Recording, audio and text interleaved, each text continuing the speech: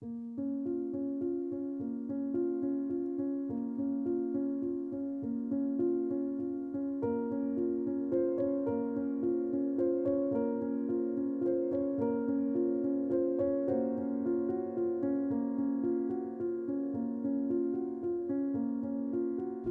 here at St. Matthew's Church in Statesboro at the baptismal font, and on my left are the crucifix of Christ and the Easter candle. We're on a Lenten journey to the font. I'm speaking particularly of those elected for baptism, confirmation, and Eucharist at the Easter Vigil. Here they will be baptized. The Easter candle will be carried in great procession, singing Exultet, rejoice. But before we get to Easter, we have to go through the cross of Jesus. We began our Lenten journey on Ash Wednesday, at which we heard from the Gospel according to Matthew, going over the three great Jewish traditions of fasting, prayer, and almsgiving that were adopted and transformed by Jesus, who gives us an interesting take on these disciplines. I'm also going to quote from Pope John Paul II. Jesus tells us to do all these things, fasting from food and excess things during Lent as a sign of our willingness to fast from sin. But he says, don't let your left hand know what your right hand's doing. Don't do it for display or to show off. Giving alms,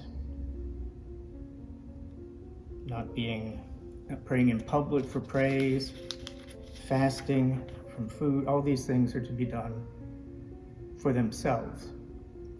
Now, fasting, according to Pope St. John Paul, is the only penitential discipline of those three.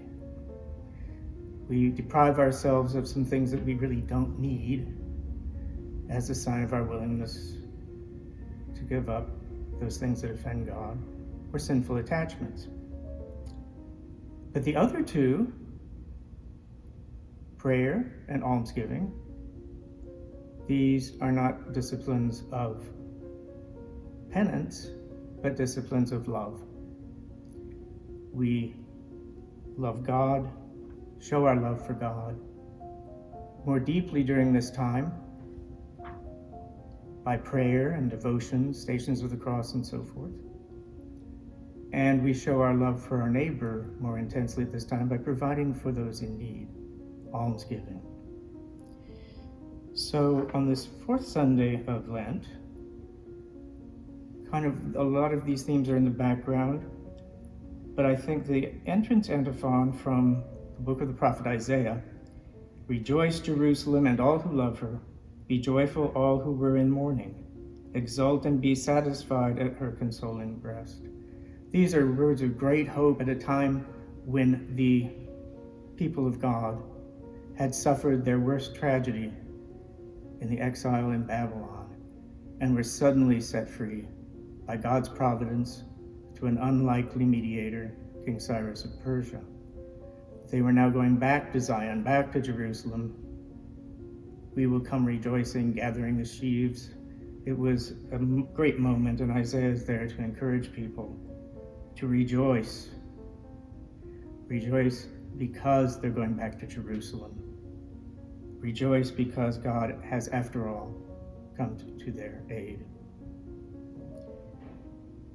In the background of all this, too, is the admonition we hear from St. Paul many times over.